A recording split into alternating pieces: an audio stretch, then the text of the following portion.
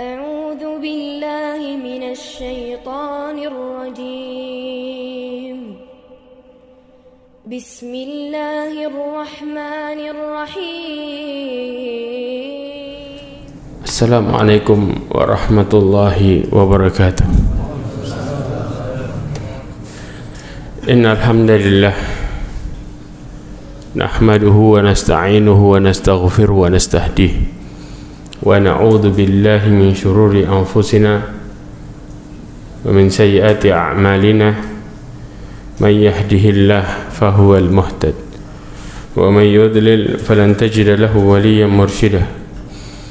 أشهد أن لا إله إلا الله وحده لا شريك له وأشهد أن محمدا عبده ورسوله.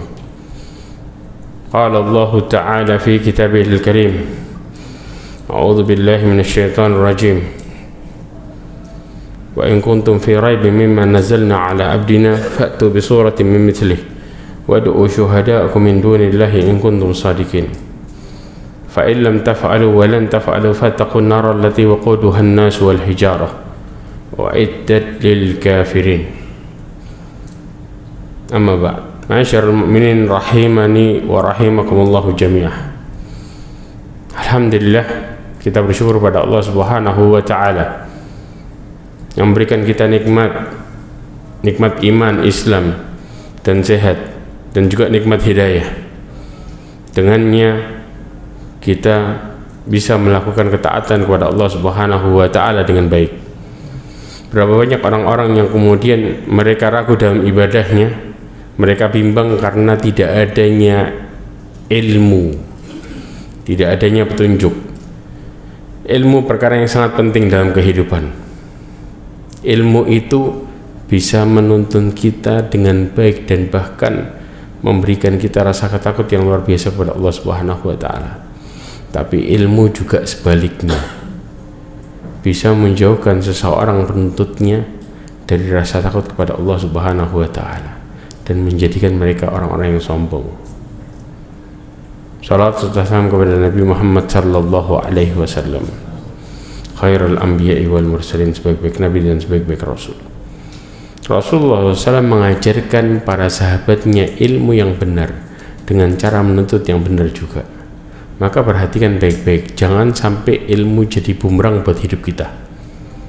Ya, orang-orang yang salah cara, mereka akan menjadi masalah dan bumerang buat hidupnya, bukan dalam waktu yang singkat, tapi dalam waktu yang panjang. Karena orang-orang yang berilmu, ketika mereka mulai sombong, mereka tidak akan pernah mau ditegur. Bahkan mereka berusaha untuk mencari pembenaran dalam perkara ini. Makanya orang-orang talibul ilm harus benar-benar memperbaiki niatnya, khalisah lillahi ta'ala, karena Allah Subhanahu wa ta'ala. Ma'asyiral mu'minin rahimani wa rahimakumullah. Kita akan bahas bagaimana ilmu itu bisa menjadikan penuntutnya orang-orang yang ingkar kepada Allah Subhanahu wa ta'ala tanpa disadari. Satu-satu. Al-Imam Mudzahabi menukil perkara ini termasuk dalam perkara dosa besar. Dua alasan besar penuntut ilmu ketika mereka salah jalan, mereka akan menjadi orang yang berbeda dengan orang-orang yang pada asalnya melakukannya karena Allah. Hal yang pertama adalah ketika mereka menuntut ilmu apa ini? Ilmu agama, bukan ilmu dunia. Ilmu agama untuk dunia. Kalau ilmu dunia untuk mencari dunia diperbolehkan karena hukum asalnya boleh perkara ini. Apalagi kemudian dilakukannya karena Allah, maka itu jauh lebih baik. Tapi ini ilmu agama. Ilmu agama yang dituntut seseorang untuk mendapatkan dunia, ini perkara yang sangat berbahaya sekali. Yang kedua, seseorang yang menyembunyikan ilmu. Dua permasalahan ini merupakan dua dosa besar yang gak tanggung-tanggung. Allah Subhanahu wa ta'ala ancam mereka. Bagaimana ancamnya, kita juga akan bahas tentang perkara ini. Yang pertama, Imam Mudzahabi menukil surat Fatir ayat 28. Allah Subhanahu wa ta'ala berfirman, innama yakhshallahu min ibadihil ulama innallaha azizun ghafur. Allah Subhanahu wa ta'ala berfirman, sesungguhnya orang-orang yang takut kepada Allah dari hambanya adalah orang-orang yang alim sebenarnya. Mereka melakukannya karena Allah Subhanahu wa ta'ala. Sesungguhnya Allah Subhanahu wa ta'ala maha perkasa dan lagi maha pengampun. Kita bisa ambil pelajaran besar di sini. Ilmu yang benar membawa penuntutnya kepada rasa takut kepada Allah kalau mereka melakukannya dengan benar. Itu pada dasarnya, dan membawanya untuk mencari ridha Allah, bukan dunia. Ya, itu asalnya. Makanya kemudian di dalam tafsir As-Sa'di disebutkan, setiap orang lebih mengenal Allah, ia akan lebih kuat takut kepada Allah. Orang semakin mengenal Allah, semakin muncul rasa takutnya semakin besar, semakin melihat dirinya lemah dan semakin melihat dirinya butuh kepada Allah. Maka kemudian takutnya kepada Allah menjadikannya menahan diri dari perbuatan maksiat dan selalu siap untuk perjumpaan dengan Allah Subhanahu wa ta'ala yang ditakutinya. Jadi orang yang menuntut ilmu semakin dalam, mereka tidak takut mati, tapi mereka hanya takut kepada Allah Subhanahu wa ta'ala dan mempersiapkan kematiannya itu dengan rasa takut yang tadi. Dan ini merupakan satu dalil yang menunjukkan tingginya keutamaan ilmu dan sebab ilmu mengajak takut kepada Allah, dan orang-orang yang takut kepadanya adalah orang-orang yang dianugerahi karamah. Sebagaimana Allah Subhanahu wa ta'ala berfirman, radhiyallahu anhum wa radu an, dzalika liman khasyiya rabbah. Surat Al-Bayyinah ayat 5, ayat 8. Ya. Kenapa? Di sini Allah Subhanahu wa ta'ala memberikan predikat kepada para sahabat Nabi SAW. Dengan apa? Allah ridho kepada mereka dan mereka pun ridho kepada Allah. Bagi siapa? Dzalika liman khasyiya rabbah, bagi orang-orang yang takut kepada Allah. Orang-orang yang takut kepada Allah didasari dengan ilmu. Ya. Maka ma'asyiral mu'min rahimani wa rahimakumullah, perhatikan dengan wajib. Ibnu Rajab Al-Hambali rahimahullah berkata, kadar rasa takut yang wajib dimiliki seorang hamba adalah seukuran rasa takut yang bisa mendorongnya melakukan hal-hal yang wajib dan menjauhi yang haram. Ini kadar pertama. Kemudian kadar itu lebih lagi bertambah sehingga bisa membangkitkan jiwa untuk bersemangat terhadap amalan yang sunnah dan ketaatan, menjauhi sesuatu yang makruh dan tidak berlebih dalam hal-hal yang mubah. Maka ini semua merupakan keutamaan yang terpuji. Jadi kadar rasa takutnya ada dua bagian. Pertama, kadar yang dasar, membuat pelakunya melakukan sesuatu yang wajib dan menjauhi yang haram. Kadar yang kedua, membuat pelakunya menambahkan ketaatan dengan melakukan yang sunnah. Paham ya? Kemudian menambahi dengan menjauhi yang makruh dan tidak berlebihan dalam perkara mubah. Kenapa tidak berlebihan dalam perkara mubah? Terkadang kita terseret terhadap sesuatu yang haram, pelan-pelan dari mulai sesuatu yang makruh kita lakukan secara berlebihan. Ya. Kemudian, tapi apabila rasa takut itu melebihi dari itu sehingga bisa menyebabkan sakit, mati, putus asa, kecemasan permanen, maka ini rasa takut yang bukan pada tempatnya, tidak terpuji. Ya, makanya kemudian untuk mengimbanginya, Syekh Shalih Fauzan, Ibn Fauzan Al-Fauzan dalam fatwanya mengatakan apa? Rasa takut itu harus dibarengi dengan rasa harapan kepada Allah Subhanahu wa ta'ala. Ketika duanya seimbang, maka seorang muslim akan menjadikan dirinya menjadi muslim yang sebenarnya. Kenapa? Ketika mereka menghadapi kemaksiatan, maka mereka takut kepada Allah. Namun ketika mereka menghadapi ketaatan kepada Allah, maka ketaatannya bersamaan dengan rasa harapan kepada Allah SWT. Ini yang seharusnya terjadi. Ya. Kemudian Abdullah ibn Mas'ud juga mengatakan, cukuplah rasa takut kepada Allah itu disebut sebagai ilmu. Jadi tafsiran innama yakhshallahu min ibadihil ulama disebut apa? Rasa takut pada Allah itu adalah sebagai ilmu. Kenapa? Dan cukuplah tertipu dengan tidak mengingat Allah disebut sebagai sebuah kebodohan. Orang yang kemudian disibukkan dengan perkara dunia dan mereka merasa aman dunianya dan melupakan Allah, itu orang-orang yang jahil terhadap ilmu. Namun ketika mereka tahu ilmu akhirat, ilmu agama, maka mereka akan menghiasi dirinya dengan mengingat Allah sehingga muncul rasa takutnya. Dalil yang kedua yang dinukil oleh Al-Imam Adz-Dzahabi dalam surat Al-Baqarah ayat 159, Allah berfirman, innal ladzina yaqtumuna ma anzalna minal bayyinati wal huda min ba'di ma bayyanahu lin-nasi fil kitab ulaika yal'anuhumullahu wa yal'anuhumul la'inun. Allah berfirman, sesungguhnya orang-orang yang menyembunyikan apa yang telah kami turunkan berupa keterangan-keterangan yang jelas, yang disebut dengan apa? Ilmu. Kemudian dan petunjuk. Mimba dimabayyannahu linnas, setelah kami menerangkan kepada manusia dalam Alkitab. Kalau kita dalam Al-Quran, ulaika yal'anuhumullah, mereka akan dilaknat sama Allah. Ini dalil tentang kitmanul ilm, menyembunyikan ilmu. Ya, mereka akan dilaknat oleh Allah Subhanahu wa taala dan dilaknat oleh seluruh makhluk Allah Subhanahu wa taala. Enggak tanggung-tanggung, seluruh. Wa yal'anuhumul la'inun, seluruh makhluk Allah melaknatnya. Dampak buruk bagi orang-orang yang menyembunyikan ilmu. Di dalam tafsir As-Sa'di dikatakan menyia-nyiakan hal ini merupakan dua kerusakan sekaligus. Ada dua kerusakan besar. Yang pertama, menyembunyikan apa yang telah diturunkan oleh Allah Subhanahu wa taala. Itu satu.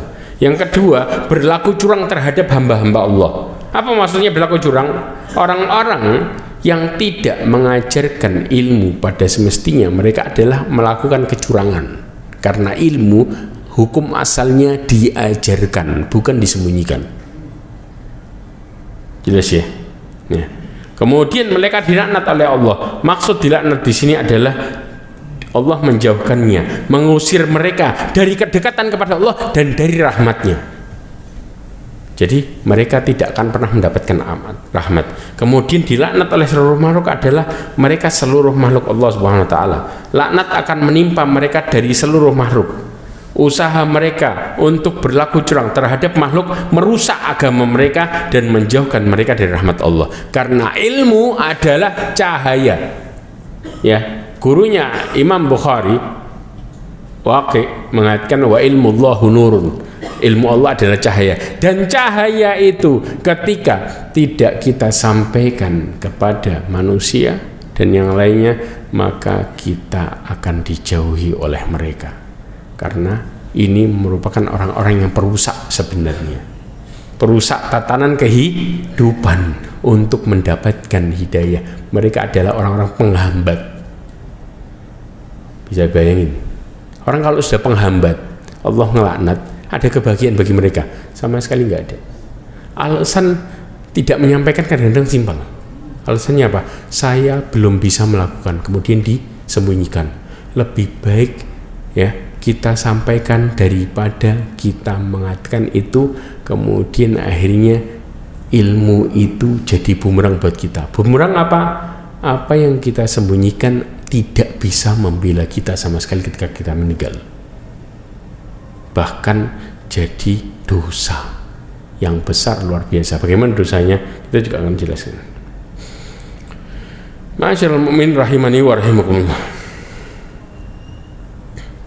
Rasulullah SAW mengatakan dalam hadisnya yang diriwayatkan oleh Imam Ahmad, Abu Dawud, Tirmidzi, Ibnu Majah, Ibnu Hibban, ya, dijelaskan, man salaka tariqan yatlubu fihi ilman salaqallahu bihi tariqan il jannah. Ini asalnya. Barang siapa yang menuntut ilmu, ya, meniti jalan menuntut ilmu, maka Allah akan mudahkan jalannya menuju surga. Wa innal malaikata la tadau ajnihataha ridha li talibil ilm wa annahu la yastaghfiru lil alimin man fis samai wal ardi hatta al haitanu fil ma. Coba perhatikan baik-baik konsekuensi orang yang memiliki ilmu. Kata disebutkan sama Rasulullah, sesungguhnya malaikat akan meletakkan sayapnya ridho terhadap penuntut ilmu. Satu.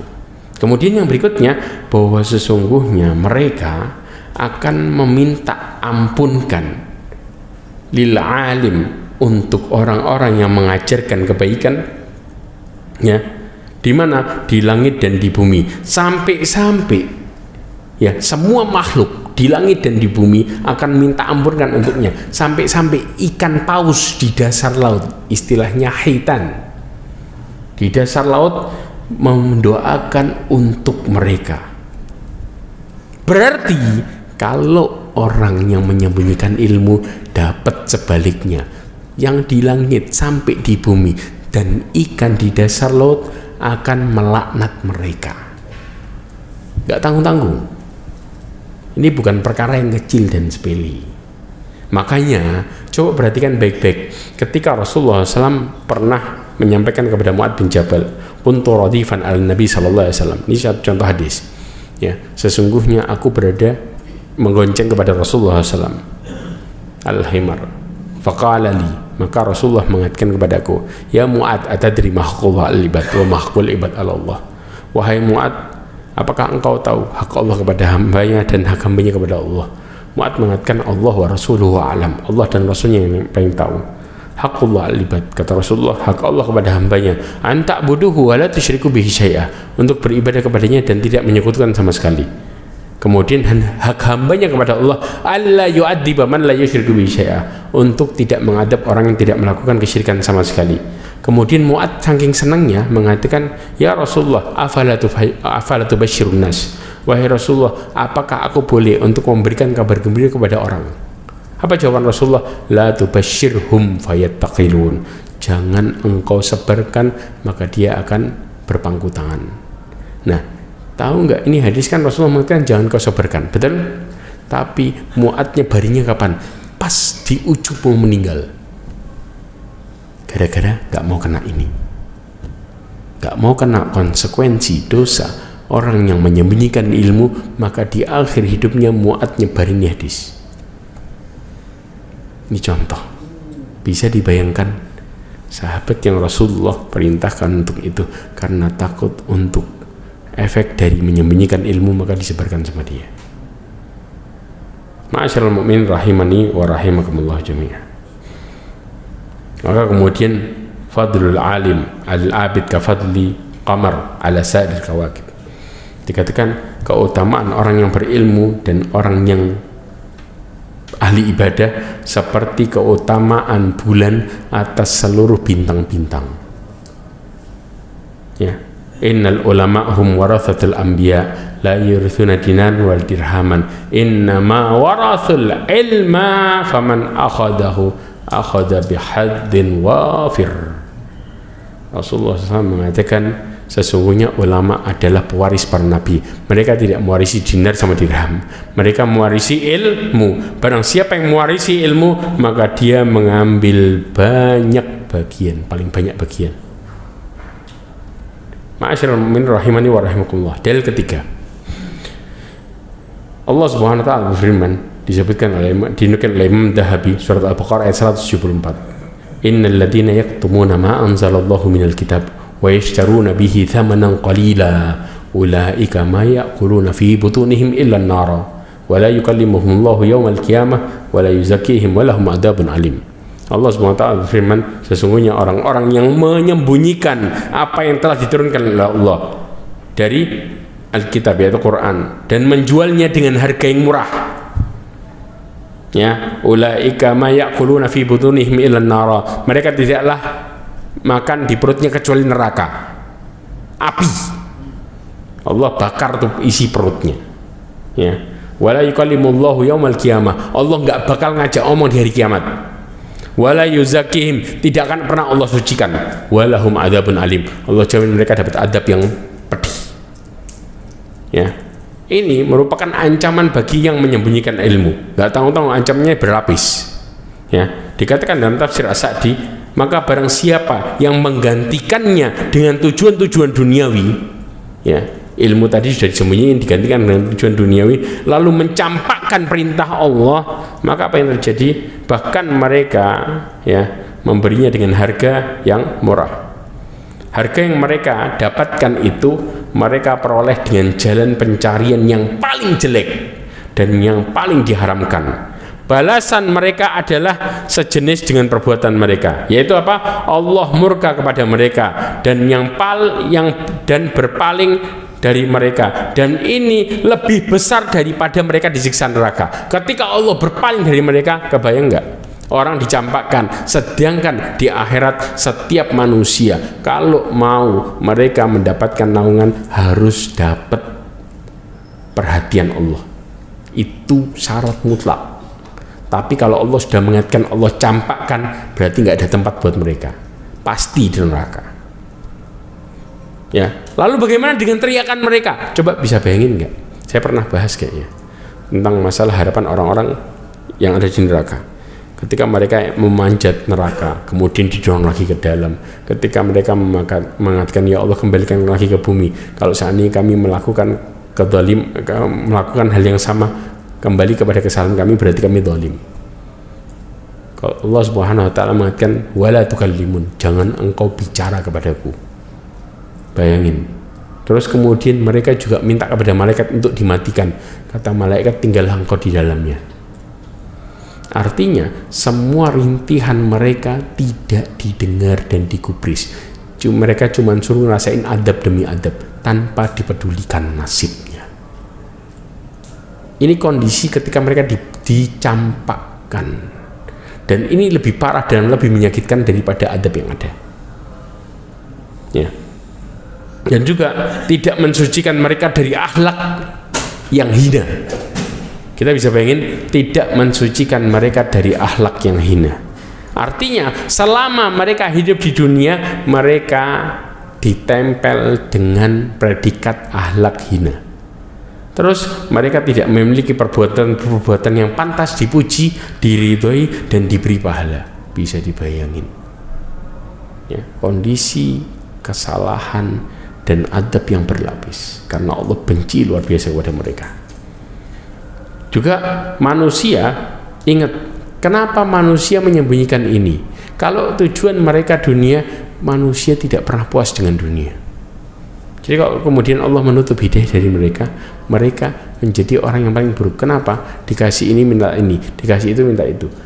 Kapan mereka berhenti? Berarti kan dari Rasulullah SAW. Dari Abdullah bin Abbas, Rasulullah SAW mengatakan, lau anna li ibni Adam wadiyan min dahab. Kalau seandainya seorang anak Adam itu memiliki satu lembah emas, ya, ayyakuna lahu wadiyan, dia akan mengharapkan dua lembah. Walau yamla'u fahu illa turab, walan yamla,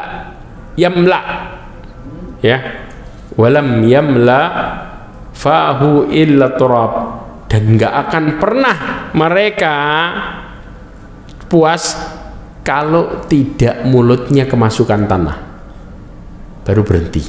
Ya, wa yatubullahu ala man taba wa ala man taba, dan Allah akan mengampuni barang siapa yang bertobat. Kalau sadar, Allah ampuni. Kalau enggak, yang membuat mereka berhenti adalah kematian. Jadi manusia kalau sudah dalam penyakit rakus, yang bisa menghentikan hanyalah tanah yang memenuhi badannya, menutupi. Selesai. Kalau kemudian orang sadar tentang penyakit rakusnya, maka mereka akan bertobat kepada Allah Subhanahu wa taala. Hadis ini diriwayatkan oleh Bukhari dan Muslim. Dalil yang keempat dikatakan dalam surat Al-Imran ayat 187. Wa id akhadallahu mitsaqal ladzina utul kitaba la tubayyinunnahu lin-nasi wa la taqtumunahu fanabadhuhu fara'a dhuhurihim washtaru bihi thamanan qalila fabi'sa ma yashtarun. Allah Subhanahu wa taala berfirman, dan ingatlah ketika Allah Subhanahu wa taala mengambil janji dengan orang-orang yang telah diberikan kitab. Ini yang disebut dengan mitsaq, janji yang berat, ya, yang serius. Hendaklah kamu menerangkan isi kitab kepada manusia. Janji kita sama Allah, setiap manusia menyampaikan apa yang kita tahu dari apa yang Allah berikan kepada kita, ilmu agama. Ini perjanjian, nggak tanggung-tanggung. Kita membuat janjinya sama yang punya hidup. Kita kalau membuat janji sama manusia, kita masih melanggar, mungkin nggak terjadi apa-apa, bisa jadi. Tapi kalau janjinya sama Allah, nggak terjadi apa-apa kalau kita melanggar. Ya. Kemudian lalu mereka, ya, dan jangan kamu menyembunyikannya. Lalu mereka melemparkan janji itu ke belakang punggungnya, ngeremehin, dan mereka menukarnya dengan harga yang sedikit. Amat buruk tukaran yang mereka terima. Ingat, orang yang menyembunyikan ilmu, mereka menukar hidup bahagia dengan kesengsaraan. Kenapa? Perhatikan baik-baik ya. Abdurrahman As-Sa'di dalam tafsirnya disebutkan, kebenaran yang mengandung kebahagiaan yang abadi dan manfaat agama maupun dunia adalah harapan dan cita-cita yang paling tinggi dan yang paling mulia. Ya, kalau kita kemudian menyampaikan kebenaran itu, maka ini perkara yang paling mulia, dan tidaklah mereka memilih yang rendah, hina, dan meninggalkan yang tinggi lagi mahal, melainkan karena buruknya bagian mereka, hina mereka, kondisi mereka tidak baik bagi selain tujuan untuk apa mereka diciptakan. Kalau kemudian mereka menyembunyikan, maka mereka akan terus hina demi kehinaan dalam hidupnya. Mereka menukar kebahagiaan dengan kesengsaraan. Ini konsekuensinya. Dalil yang kelima, Abu Hurairah radhiyallahu anhu, bahwasanya Rasulullah SAW bersabda, "Man ta'allama al-ilma mimma yubtagha bihi wajhullah azza wa jal, la yata'allamuhu illa liyusaba bihi aradan min ad-dunya, lam yajid arafal jannah yaumal qiyamah." Tahu maksudnya apa? Hadis riwayat Imam Ahmad, Abu Dawud, Ibnu Majah, Ibnu Hibban.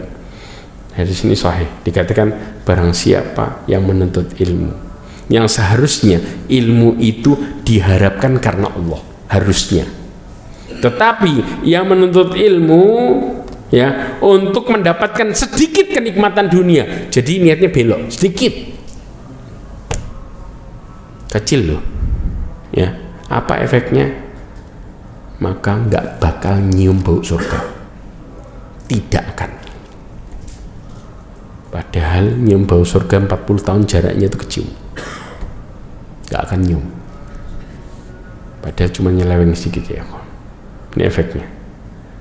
Maka orang yang menuntut ilmu tidak mencium bau surga kalau untuk dunia walaupun sedikit. Imam Hasan Al-Basri mengatakan, siapa orang yang mencari ilmu karena mencari akhirat, maka dia akan memperolehnya. Tetapi siapa yang mencari ilmu karena dunia, dia itulah bagian yang dia dapat. Faham maksudnya? Dia kalau mencari ilmu karena akhirat, dia dapat dunia akhirat. Tapi begitu mencari ilmu karena dunia, dia cuma dapat dunia, akhiratnya kena siksa. Ya. Juga Bishr Al-Harith, dia mengatakan, tidak akan mendapatkan manisnya akhirat orang yang suka dikenal oleh manusia. Gara-gara apa? Ilmu. Dia nuntut ilmu supaya terkenal, gak bakal dapat manisnya akhirat. Ini udah nyeleweng gak? Nyeleweng. Ironisnya gini, coba kita bayangin baik-baik. Ilmu yang kita tuntut, siapa yang kasih? Allah. Ya kan? Kemudian manusia itu cuman makhluk yang diberi dan dikasih titipan, baik perkara dunia sama akhirat. Betul? Titipan yang kita dapat kemudian kita ngaku-ngaku depan orang, kalau saya ini alim, saya ini orang yang baik, saya ini orang yang paham agama, supaya orang supaya orang ngelihat kita jadi orang baik. Ini konyol apa enggak? Siapa yang ngasih anugerah dari siapa, larinya ke siapa? Ini kalau kita iniin, saya contoh manusia lah. Seorang bapak ngasih ke anak, ya, ini rumah tak pinjemin, ya. Terus kemudian dia menikmati rumah. Suatu saat di depan orang banyak, itu rumah saya yang beli, itu atas nama saya yang punya, saya akan jual tuh rumah. Kira-kira bapaknya gimana?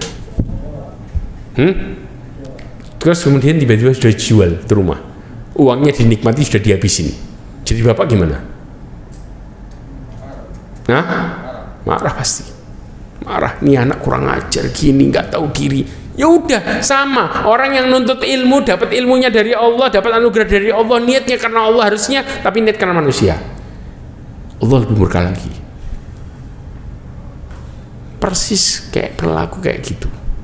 Dia dipinjemi, disuruh make manfaatin dengan baik, tapi dijual, diakuin punya dia yang beli keringetnya dia.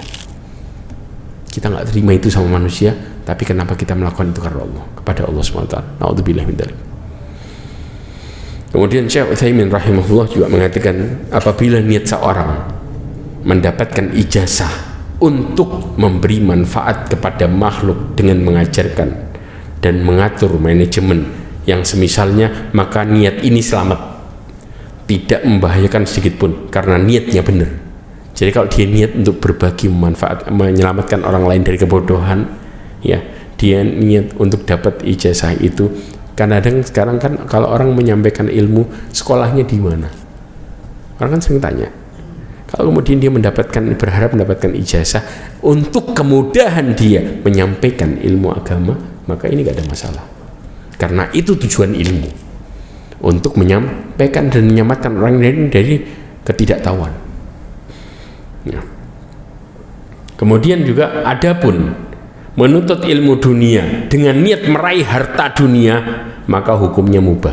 Ini Syekh Utsaimin mengatakan ini. Jadi dengan syarat ilmunya dunia, lari ke dunia, tidak ada masalah. Tapi jangan ilmu akhirat pakai dua dunia, itu nggak boleh. Karena ilmu akhirat, ilmu agama ini nyembah ke siapa? Ke Allah. Kok jadi tujuannya ke dunia? Ini yang jadi aneh. Jadi menggapai keutamaan akhirat buat dunia, harusnya keutamaan akhirat buat akhirat, dunia buat akhirat, harusnya seperti itu. Tapi enggak, diputar. Ya. Kemudian juga dikatakan apabila diniatkan juga untuk ibadah, jadi dia nyampein ilmu dunia buat ibadah kepada Allah Ta'ala seperti demi memberi manfaat untuk kaum muslimin, maka menjadi ibadah. Subhanallah. Kalau dunia untuk duniamu mubah, tapi dunia buat akhirat ibadah. Jelas ya di sini. Ini disebutkan dalam kitab Syarh Hilyatul Talabil Ilm oleh Syekh Utsaimin rahimahullah. Dalil yang berikutnya, ini juga ancaman yang lebih berat lagi. Perhatikan baik-baik. Abu Hurairah radhiyallahu anhu menyampaikan bahwasanya Rasulullah SAW bersabda, wa rajulun ta'allama al-ilm wa 'allamahu wa qara'a al-Qur'an fa utiya bihi fa arafahu ni'amahu fa arafaha. Seseorang yang belajar ilmu agama, kemudian seseorang mengajarkannya serta membaca Al-Qur'an, lalu ia didatangkan oleh Allah SWT, diperhatikan nikmatnya, maka dia sadar itu nikmat. Kemudian Allah bertanya, fama amilta fiha. Ingat, hadis ini berkaitan dengan orang yang pertama kali dihisab dari manusia pertama, ya.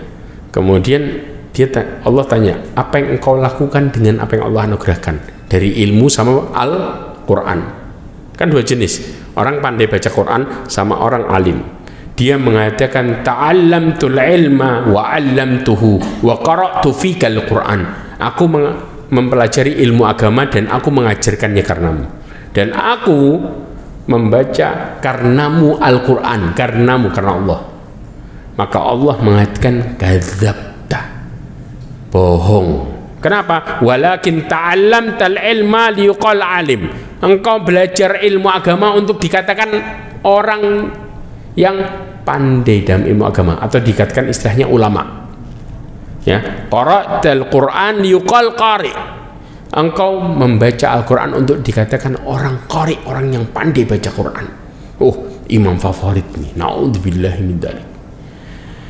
Kalau kemudian itu, subhanallah, ini sama-sama melakukan amal saleh, tapi niat ini tipis antara niat yang salah sama niat yang benar. Kita nggak bisa bedain sama sekali. Bahkan begitu dia salah niat, harusnya dia masuk surga, betul nggak?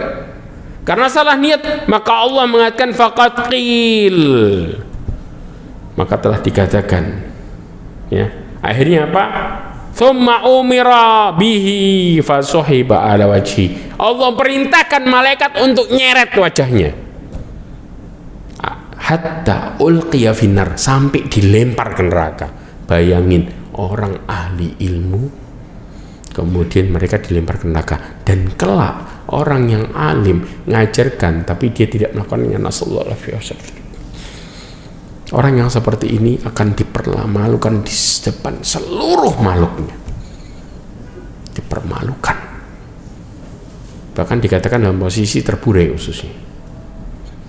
Dipermalukan, ditanya, kenapa engkau terjadi seperti ini? Karena dulu aku mengajarkan kepada kalian tapi aku nggak ngamalin. Hadis riwayat Muslim. Mudah-mudahan kita terhindar dari perkara ini. Bahaya seorang penuntut ilmu yang salah niat. Ibnu Qayyim al-Jauzi mengatakan, perhatikan baik-baik, hati manusia dalam perjalanannya menuju Allah Subhanahu wa taala ibarat seekor burung. Perhatikan, hati manusia dalam perjalanannya menuju Allah ibarat seekor burung, yaitu cinta kepada Allah sebagai kepalanya, kemudian rasa takut dan harapannya sebagai dua sayap. Kepalanya apa? Cinta. Rasa takutnya di satu sayap yang sisi satu dan rasa harapannya di sisi yang lain. Berarti terkumpul apa? 3 sifat. Ya, cinta, takut, berharap. Ya. Kemudian apabila kepala dan 2 sayapnya sehat, maka dia akan terbang dengan baik. Apabila kepalanya terputus, maka dia akan mati. Rasa cintanya nggak ada, mati itu, nggak bisa ibadah dengan baik.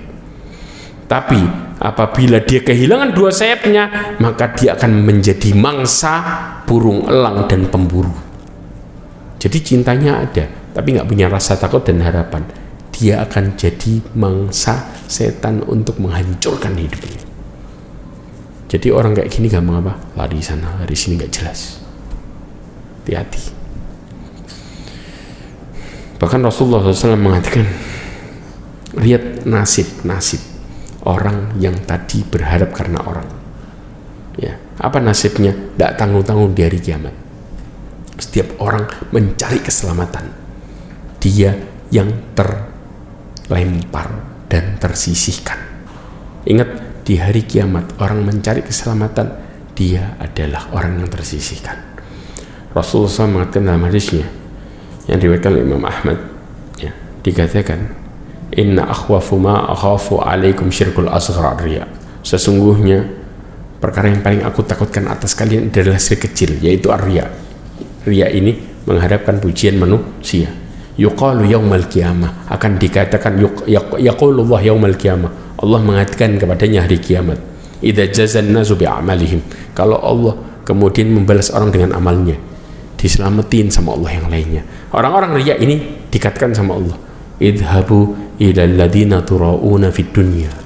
Allah ngomong sama orang yang riya di hadapan mereka, pergi kalian sama yang kalian harapkan perkataannya di dunia. Pergi. Kemudian apa? Fanduru hal tajidu indahum jaza. Lihat apakah mereka bisa memberikanmu pahala. Sampai kapan manusia bisa ngasih pahala sama-sama manusia? Mustahil. Di saat Allah menolong mereka, di saat manusia berharap tolong saya, di saat itu mereka disingkirkan, minta sama yang dihadapin perkataannya, jangan minta sama Allah. Bisa bayangin nasibnya, hancur.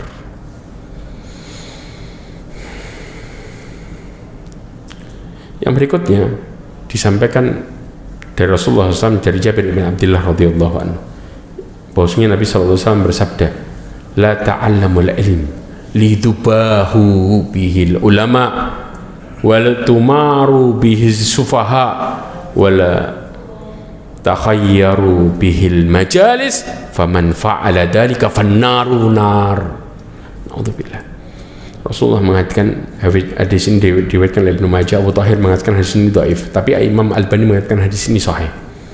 Dikatakan janganlah belajar ilmu agama untuk membanggakan diri di hadapan para ulama, untuk menanam keraguan pada orang-orang yang bodoh, dan jangan mengelilingi majelis-majelis untuk tujuan seperti itu. Karena barang siapa yang melakukan itu, maka neraka lebih pantas baginya, neraka lebih pantas baginya. Rasulullah ngulangnya 2 kali. Bisa dibayangin, langsung dikatakan neraka lebih pantas baginya. Maka jangan pakai ilmu untuk mencari popularitas. Karena Rasulullah SAW juga mengatakan, ana zaimun bait fi raddil jannah liman tarakal mira wa in kana muhiqqan. aku menjamin sebuah rumah di pinggiran surga barang siapa yang meninggalkan berdebat berkepanjangan meskipun ia dalam kebenaran. Orang yang seperti ini mencari pengakuan biasanya ngajak orang buat debat, bahkan sampai rela debat seorang yang alim demi untuk dikatakan saya ini punya ilmu. Na'udzubillah min dzalik. Umar ibn Khattab radhiyallahu anhu mengatakan apa? Seorang tidak akan merasakan hakikat iman sampai ia mau mampu meninggalkan berdebat yang berkepanjangan meskipun ia dalam kebenaran. Imam Ishaq ibn Isa dia mengatakan, Imam Malik ibn Anas mengatakan debat kusir dan pertengkaran dalam masalah ilmu akan menghapuskan cahaya ilmu dari hati seseorang. Jadi ketenangan hidupnya, cahaya petunjuk itu hilang gara-gara orang debat. Langsung Allah hinakan dia. Kebayang enggak? Kemudian juga dikatakan oleh Malik ibn Anas dengan pertanyaan, perdebatan dalam ilmu akan mengeraskan hati dan menyebabkan kedengkian. Makanya kadang-kadang orang ini ngadepin orang yang benar, tapi dia tuh ada salah. Itu orang bukan orang alim. Lihat perkataannya, ada masalah perkataan di sini. Kalau alim nggak punya salah, naudzubillah min dzalik. Muncul apa? Dengki. Bukannya ilmunya menenangkan dirinya, malah ilmunya nyari permusuhan. Banyak nggak ini terjadi? Banyak. Sampai orang rela untuk nggak ngucapin salam. Kenapa? Karena arahnya itu. Kadang-kadang mereka berselisih di satu masalah, yang itu terjadi mengkhilaf, murni khilaf. Ya, dan tidak terjadi di masalah akidah, tapi masalahnya masalah fikih yang terjadi murni khilaf. Dari perkara satu hal dia bisa musuhan, musuhi orang dengan mengatakan wah jangan-jangan ini ahli bid'ah, naudzubillah min dzalik. Gara-gara apa?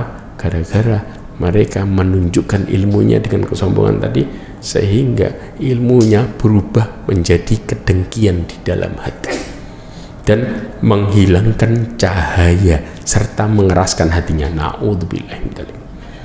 Yang terakhir ya, insyaallah ini 2 sesi, insyaallah berikutnya masih, karena ini panjang perkaranya, dari Ka'ab ibn Malik radhiyallahu anhu bahwasanya Rasulullah SAW bersabda, man talabal ilma liyujazi bihil ulama aw yumarisu bihi sufaha aw yasrifu bihi wujuhin nas ilaihi adkhalahu Allahun nar.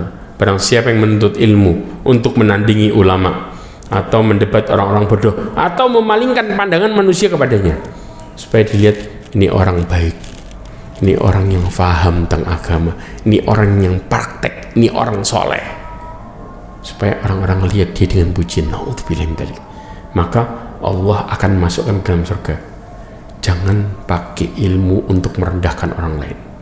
Kenapa? Disebutkan oleh Imam Ahmad rahimahullah, dikatakan menuntut ilmu adalah sebaik-baik amal untuk siapa saja yang niatnya benar. Dengan apakah memperbaiki niat dalam menuntut ilmu? Imam Ahmad mengatakan berniat agar tawadhu dan menghilangkan kebodohan atas dirinya.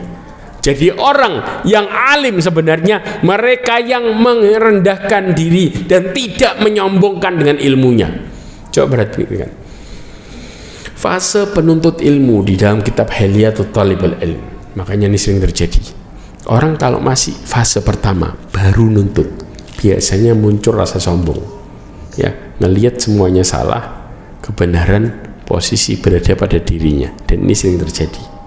Ya, ketika mereka menuntut semakin dalam lagi, mereka mulai tunduk, tawadhu. Oh iya, ternyata ilmu itu luas. Semakin dalam lagi, mereka merasa dirinya bodoh dan nggak tahu apa-apa. Ini terjadi. Tahu nggak kenapa fase ketiga mereka merasa bodoh? Karena posisi penuntut ilmu ketika semakin dalam dan ilmu semakin luas, mereka semakin merasa nggak tahu apa-apa, bingung.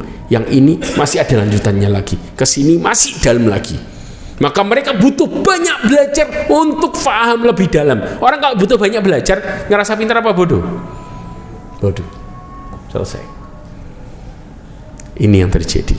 Jadi orang yang ngerasa kalau masih di awal, jangan heran masih galak. Tahu masih galak? Jadi kalau kemudian ditanya sesuatu, ada khilaf dikit sama dia, dianya oh masya Allah debatnya setengah mati. Tapi kalau sudah fase kedua, fase ketiga sudah mulai. Fase ketiga dia sudah nggak akan pernah merasa tahu. Dia mengatakan saya nggak tahu. Dia mengatakan saya nggak tahu. Dia mengatakan saya nggak tahu. Sampai dikatakan perkataan nggak tahu itu separuh ilmu, separuh. Karena perkara itu luas.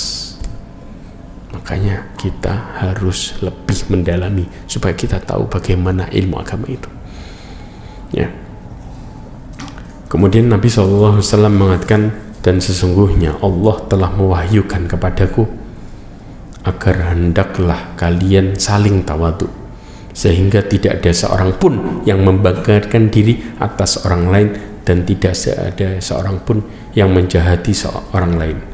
Syekh Abdul Aziz bin Baz, ini hadis ini diriwayatkan oleh Muslim. Syekh Abdul Aziz bin Baz mengatakan, ilmu yang dimaksud untuk banyak hal, tapi maksudnya ilmu di dalam Islam ini adalah ilmu syar'i. Ya, itulah yang dimaksud di dalam kitabullah dan sunnah Rasulullah SAW. Ketika disebut ilmu, maka yang dimaksud adalah ilmu syar'i, bukan ilmu dunia. Wallahu a'lam bishawab. Insyaallah berikutnya kita akan menjelaskan lebih dalam lagi, dan efek luar biasa ketika ilmu sudah mulai tidak bermanfaat lagi, maka satu kesalahan dan jurang kehancuran kita akan titi dan tanpa terasa kepleset kepada kehinaan yang lebih dalam.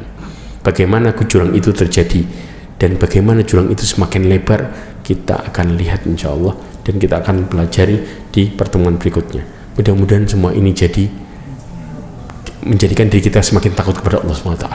Mudah-mudahan kita semakin merendahkan diri di hadapan Allah SWT, dan mudah-mudahan Allah memberikan kita sikap tawadhu dalam kita semakin dalam menuntut ilmu, dan mudah-mudahan Allah Subhanahu wa taala menyelamatkan diri kita dan keluarga kita dari sikap sombong terhadap ilmu agama, dan mudah-mudahan Allah Subhanahu wa taala menjadikan diri kita dan keluarga kita menjadi orang-orang yang alim, sehingga dengannya bisa menuntun kita menuju surga dan menjauhkan kita dari neraka. Subhanakallahumma wa bihamdika asyhadu an la ilaha illa anta astaghfiruka wa atubu ilaik. Wassalamualaikum warahmatullahi wabarakatuh.